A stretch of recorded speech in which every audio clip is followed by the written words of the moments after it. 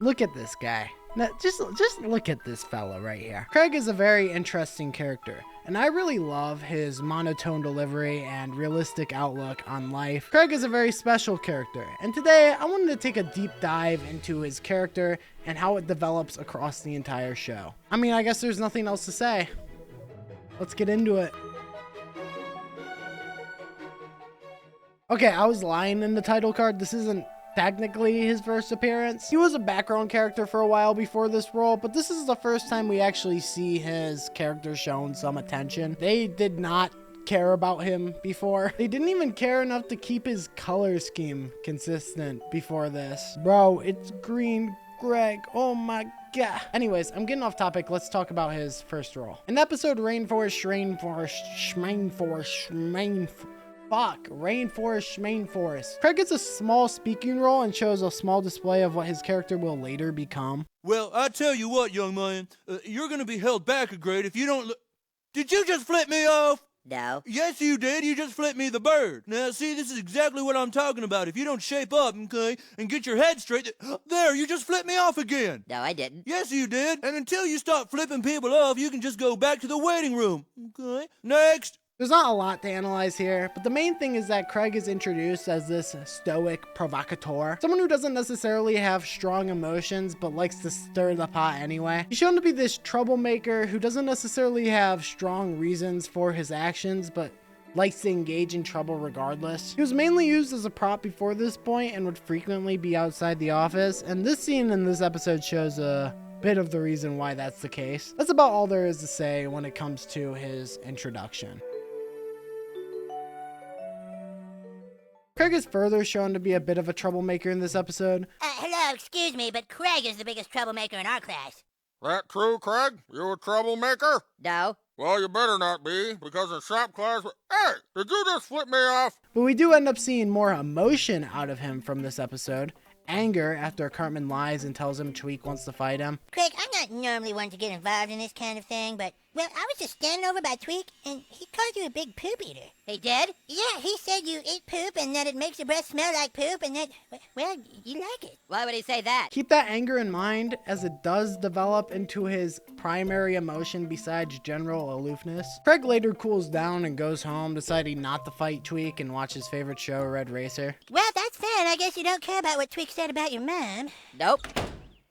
This once again shows a very stoic nature where he kind of flip-flops between being a little angry and not caring at all. One thing he does care about is his hamster Stripe though, so Cartman coaxed him into fighting Tweek by saying Tweek said some stuff about his little hammy. List of things Craig cares about: Stripe, Red Racer, to be announced. But yeah, Tweek and Craig end up fighting and they both end up in the hospital. And cut. I think I gotta clean my glasses actually. Let me take a look at these. Ooh, they're smudgy. Nice. I'm gonna use you to clean all my glasses. You do a really good job at that. You're a great glasses cleaner, buddy. Oh, fella, I love you. I love you. Again, well-adjusted member of society. I love talking to my stuffed animals just like any normal human being does. I mean, who doesn't? Craig plays a variety of minor roles for a while, and while I don't think they're worth mentioning individually, I do think they are very important to talk about if we're going to talk about his character development. I kept debating on whether or not to include certain episodes, so I decided to come up with this as a compromise. In Wacky Molestation Adventures, saying some of these fucking episode names, oh my god. Craig plays the role of a spaceman and shows that he likes space and stuff as well. Alright, let's just go, Linda. I don't have time for Spaceman Spiff's little games. Craig. What? It's Spaceman Craig.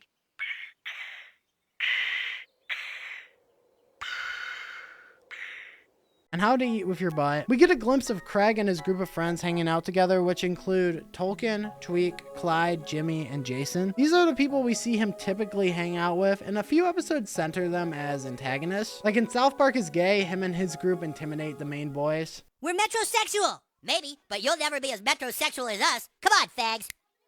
God, I hate Craig! Later in Good Time with Weapons, we see the same thing where Craig and his group of friends stop the boys in their tracks and engage in ninja battle with them. There's also a quest for ratings where he is the main antagonist in the episode as these boys try to beat his school TV show in the ratings. In these episodes especially, we start to see a new side of Craig. The side of Craig that's just, kind of an asshole. I say new, but the seeds are kind of already there from the beginning. While I'd still describe him as stoic and generally level-headed, that stirring of the pot I mentioned before gets turned up to high gear, often at inconsistent times. Sometimes he's a friend, sometimes he's a foe, and he switches between being this pragmatic individual to a mean-spirited bully quite frequently. Like in Hooked on Monkey Phonics, he leads the charge against this homeschool kid who literally did nothing wrong. Like, his whole crime is that he's smart, so. Not to mention how he beats up Kyle for not dressing gay, and the numerous times where he does the wrong thing because it becomes a popular thing to do. He's developed into this person who is more likely to follow trends rather than have a strong moral compass, and if he's not completely disinterested, the next most common emotion he holds is aggression. Now, I am ragging on him a lot, but it's important to note this is a trait that is not necessarily inherent to him, specific to him. A lot of characters in the show have this trait, especially the sheep trait where they just follow. A lot of characters do that. And to spoil my own video here, he does change a lot. But yeah, I hope you guys see why I didn't want to do a more episodic flow on those episodes, because while those roles are small, they're very important. They're not big enough to dissect individually, so it's easier to just group them up. But basically, in short, Craig, while being stoic, is also established to be this guy who is more likely to follow the wave rather than stick up for what's actually right.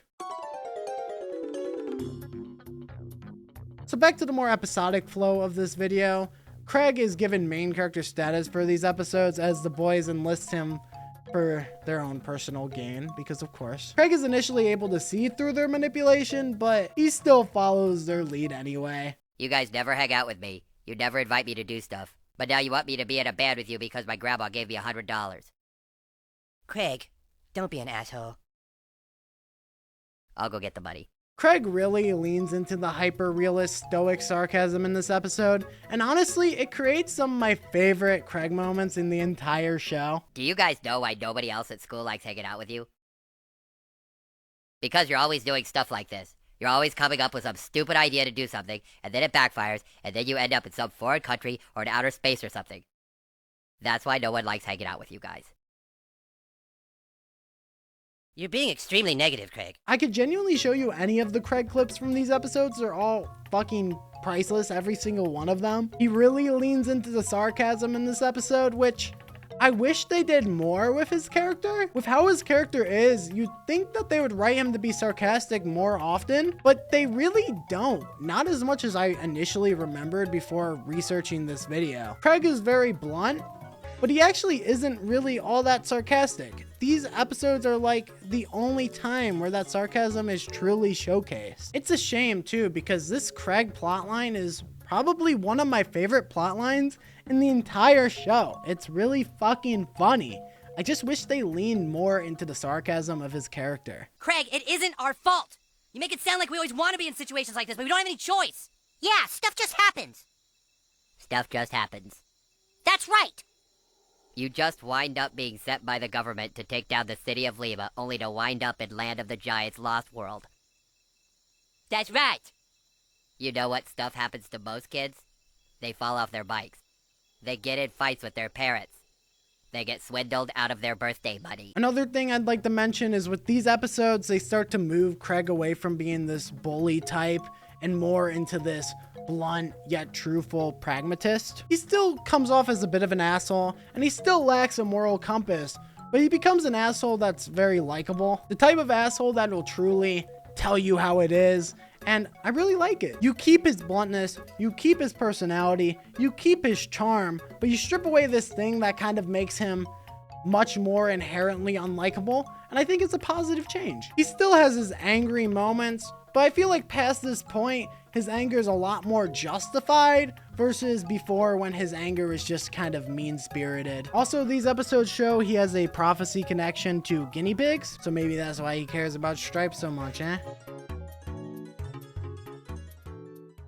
Craig does play a few minor roles before this episode, but none of them really changed the perception of him as a character, so I'm just gonna gloss over them. This is where I'm gonna be honest with you guys.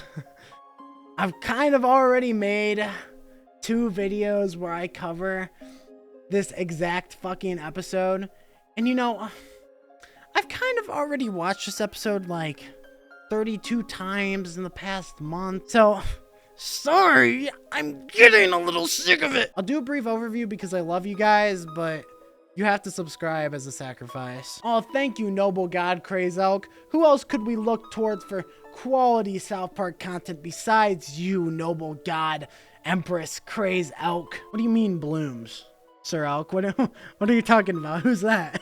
Who's that? Stop that. I'm the only South Park YouTuber. I am the only South Park YouTuber, and you're only gonna watch me. That's it. What do you mean I only started making South Park content 2 months ago? What do you mean? I'm a true OG. All right, don't ask when I started watching the show. Don't ask when I stop asking questions. Anyways, Tweek X Craig. Sorry, guys. Fuck, I'm sorry for hitting you.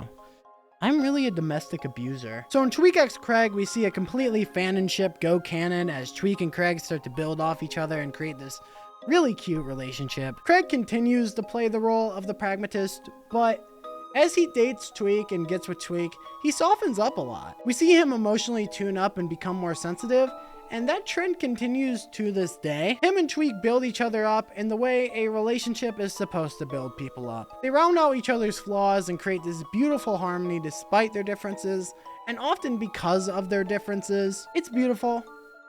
And you know, I've already said this twice, but I'm a fucking saint and I love you guys, so I'm saying it again. Guys, give me a fucking break. I've watched these episodes way too fucking much. If you want a more detailed explanation, watch my Tweek X Craig video. And if you want a more detailed explanation on Tweek's perspective specifically, watch my Tweek video. That's why I made them, you know? You know, I appreciate you guys being here, even though I am remarkably lazy. I appreciate you guys so much. I can't tell you how much I appreciate you guys. I really do. For the last bit of my analysis, I want to focus on the post-COVID special. I kind of brushed past these episodes in the Tweek character analysis, and I regret that because there's a lot of change that happens between both characters in this episode. But the Tweek character analysis is already up, and I can't change my past. All I can do is fix my current mistakes, and that's what I'm doing right now. I also blame this on the fact that I couldn't rewatch these episodes before because I didn't have Paramount Plus, but happy to say I did get access to these episodes, and I can now watch them. I totally bought Paramount Plus so I could rewatch the special. I totally did, so don't ask any questions about that. Craig in his adult form is much more mellow compared to his child self, a lot less aggressive, and we can see that right in his introduction. Hey guys, it's Tweek and Craig. Oh, hey, how are you guys? We're good. It's nice to see both Tweek and Craig mature in ways where they don't lose their personality, but clearly show so many signs of growth. I fucking love the post-COVID special, by the way. So fucking good. So fucking good. Craig's character went through a lot more change than I initially thought before I started my research. I didn't realize how mean Craig's character used to be in the older episodes, and honestly, rewatching some of them was kind of a shock. But through and throughout the whole thing, Craig's bluntness has always been something that he's had, and sometimes in the world of South Park, people just need to be told the straight up truth. Craig has certainly changed over time, but one thing that hasn't changed is his unique deadpan charm, and Craig continues to stay in my heart as a lovable little realist. I'm gonna be honest with you guys, making this video was kind of difficult. I'm gonna be real. Before I start a project like this, it's just always so mammoth, and it just feels like so fucking much, and it just feels like a lot of work and research. I hit a bit of a block, and halfway through, you know, I kind of started cruising through it. I started having a lot more fun, especially when we hit the pandemic episode. I started enjoying myself a lot more. But, you know, it was just really difficult to make this one for me. I don't know why. Also, I did run a poll. It seems like the majority of you guys, if I were to talk about a main character, would want me to do one on Kenny. If you guys are wondering why I'm so reluctant to make a major character analysis, it's because of the amount of research. I'm a little frightened. I'm gonna be honest, I'm a little frightened to start one of those. But, you know, if the views keep coming in, I will eventually make one. So I just want to thank you guys for being here. You make all the effort I put into these videos worth it, and you make me want to keep going and keep doing bigger and bigger projects, even when I hit writer's blocks. When you guys are here and you guys subscribe and you like my videos and you leave me nice comments, that is what I need sometimes to push myself through. So I really want to thank you guys for being here. If you liked this video, make sure to like, comment, and subscribe. Like I said, it does really keep me motivated. I appreciate you guys being here. I'll see you later. Peace out. Bye-bye. No, I don't want to do voice acting, Sir Elk. I'm not good at it. You think I should do Craig? Yeah, I should do a little Craig voice acting, you know. I mean, it is a Craig video. I'll try my best. Sir Elk, you're setting me up to be put in like a cringe comp or something, bro.